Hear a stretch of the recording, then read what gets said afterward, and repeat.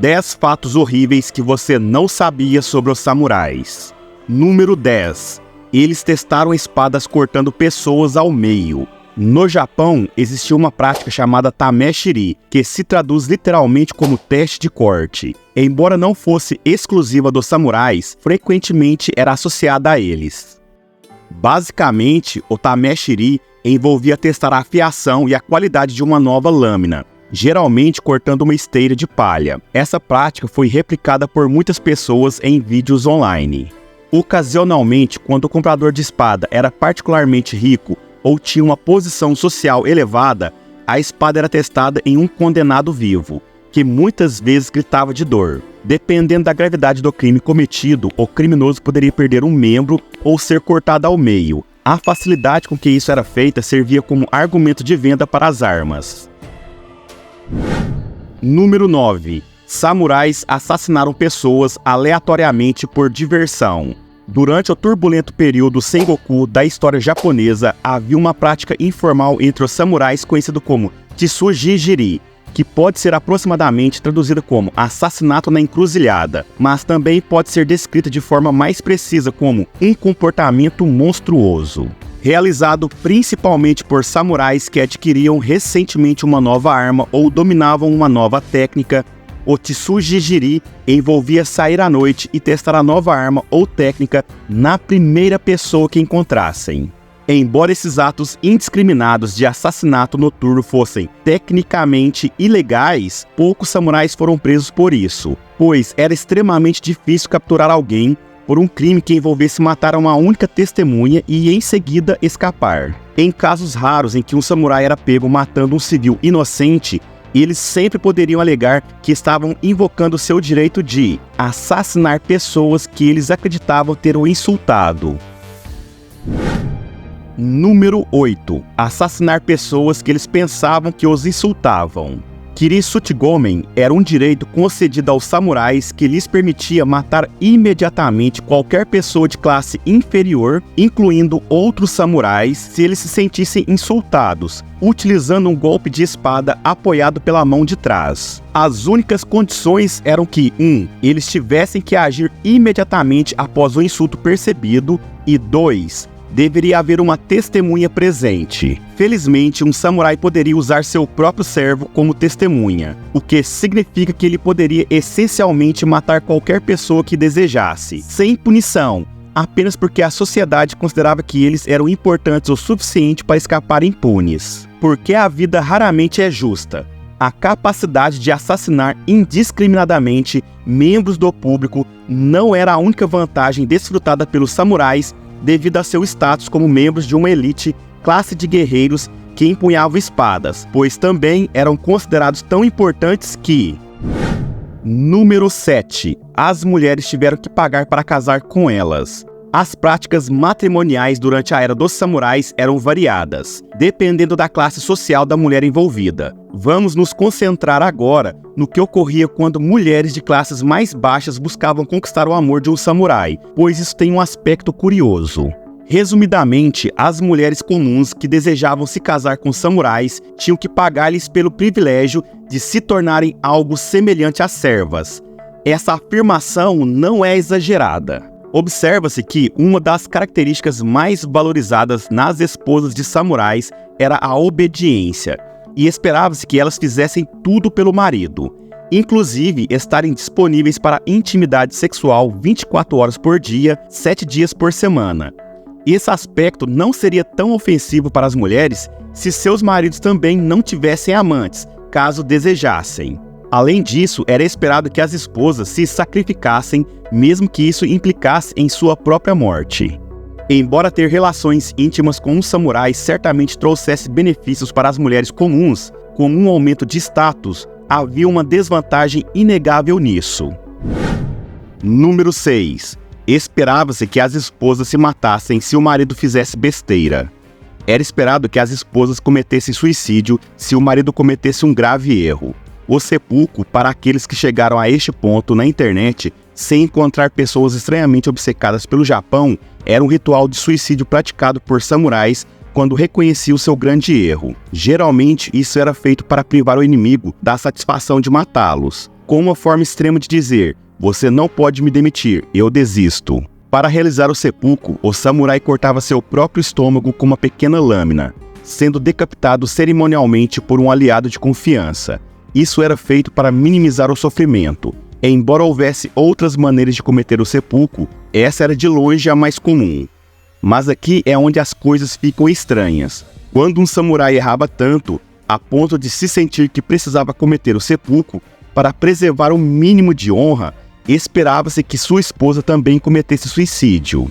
Embora funcionalmente semelhante ao seppuku masculino, o suicídio feminino, conhecido como jigai, envolvia cortar o pescoço em vez do abdômen, e esperava-se que a mulher amarrasse as pernas antecipadamente para que seu corpo fosse encontrado em uma pose digna. Afinal, nada diz dignidade como cortar a própria cabeça porque outra pessoa disse para você fazer isso. Número 5. Bushido e como ele matou milhares de pessoas durante a Segunda Guerra Mundial. O Bushido é comumente descrito como um código rigoroso seguido pelos samurais, enfatizando a importância da honra, do autossacrifício e da abstenção de atividades ilegais. Na realidade, porém, o Bushido era mais uma coleção vaga de regras que os samurais seguiam quando lhes convinha. Isso não impediu o governo japonês de ressuscitar a ideia do Bushido durante a Segunda Guerra Mundial, como uma forma de convencer os recrutas de morrer na batalha da maneira mais explosiva possível. Era a melhor maneira de honrar seus ancestrais samurais. Embora não seja culpa dos samurais que, anos depois, o governo os tenha utilizado como um exemplo brilhante de por que o sacrifício próprio pode ser incrível, desde que seja feito de uma forma bastante impactante, é responsabilidade deles terem sido tão admirados ao ponto de todos pensarem: sim, vou pilotar um avião e colidir com um navio de guerra, porque é o que um samurai faria. Número 4. Eles costumavam atirar flechas em cães, por esporte. Embora o termo samurai esteja associado a katana, que com o filme O Último Samurai nos ensinou, os samurais também dedicaram-se ao aprendizado do arco com grande ênfase. De fato, eles desenvolveram um exercício de treinamento conhecido como Inu ou Mono, que consistia em perseguir cães montados a cavalo e disparar flechas contra eles. Com o passar do tempo, esse exercício tornou-se popular o suficiente para que os samurais e nobres japoneses começassem a praticá-lo por diversão, competindo entre si para ver quem obtinha o maior número de acertos. Para tornar este relato menos perturbador, é importante mencionar que, em algumas ocasiões, as flechas utilizadas eram acolchoadas, a fim de evitar ferir ou matar os cães, mas isso se deve menos à preocupação com o bem-estar dos animais e mais ao fato de que os samurais não queriam gastar recursos adicionais para substituir as flechas caso acertassem o alvo com muita precisão. Se você tem uma perspectiva indiferente em relação à ideia de pessoas caçando cães por diversão, talvez fique ainda mais descontente ao descobrir o próximo capítulo. Número 3. Eles costumavam fazer muitos com meninos adolescentes. Os samurais tinham uma prática questionável envolvendo relações com meninos adolescentes. Dados os benefícios que discutimos anteriormente, como a capacidade de assassinar pessoas indesejadas e ter cães para praticar tiro, não deve ser surpreendente que muitas pessoas aspirassem ser samurais. No entanto, pode ser surpreendente descobrir que se tornar um samurai envolvia ter uma experiência questionável com um homem mais velho e assustador. Explicando melhor, os samurais que treinavam jovens meninos nas artes do combate podiam ter uma relação íntima com eles até que se tornassem adultos, como parte de um contrato de fraternidade. Embora seja observado que o samurai só poderia fazer isso com o consentimento expresso do menino, qualquer pessoa com uma compreensão básica do consentimento entenderá o quão problemático isso é. Se você não gosta desse aspecto, sinta-se à vontade para pesquisar no Google e encontrar diversas representações artísticas dessa prática, até concordar conosco que é extremamente problemático. Número 2. Eles se recusaram a se reintegrar na sociedade porque sentiram que estavam acima do trabalho. Alguns samurais se recusavam a se reintegrar na sociedade, pois sentiam que estavam acima do trabalho comum. A ideia dos Ronins, samurais sem mestre que se tornavam espadachins errantes contratados, foi romantizada quase tanto quanto a própria ideia do samurai. Por isso, também devemos reconhecer que eles eram pessoas problemáticas. Resumidamente, se um samurai perdesse seu mestre ou desonrasse de alguma forma e decidisse não seguir o caminho do suicídio ritual, ele se tornava um Ronin, algo semelhante a um vagabundo. Embora os Ronins fossem considerados um dos escalões mais baixos da sociedade, eles ainda se comportavam em grande parte como samurais, tratando os outros com desprezo e recusando-se a trabalhar como pessoas comuns, considerando isso abaixo deles. Como resultado, muitos Ronins se tornaram guarda-costas, mercenários e até criminosos, ganhando a vida matando ou roubando por dinheiro. Essa escolha era considerada mais honrosa do que trabalhar em uma fazenda ou algo do tipo. Mas aqui está uma parte interessante. Existia um subgrupo de Ronins tão extravagante em suas ações e comportamento que merecem uma menção especial. Estamos nos referindo a... Número 1. O Kabukimono.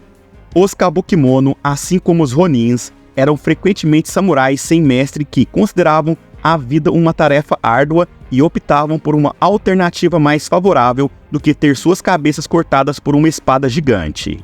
Mas, diferentemente dos Ronins, os Kabukimono celebravam sua nova perspectiva de vida, sendo absolutamente excêntricos.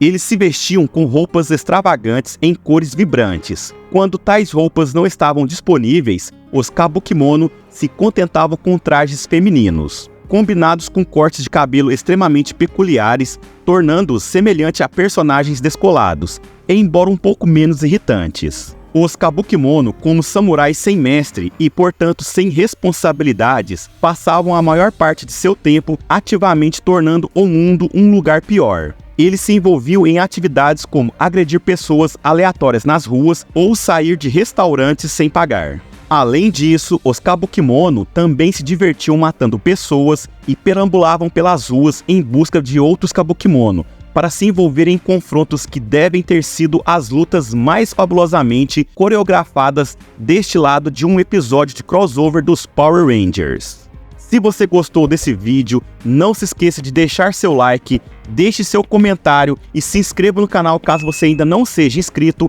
Clique no sininho na opção ativar as notificações para que toda vez que eu postar um vídeo novo como este, você será notificado que tem novidade no canal. Muito obrigado pela sua audiência e até o próximo vídeo. Valeu!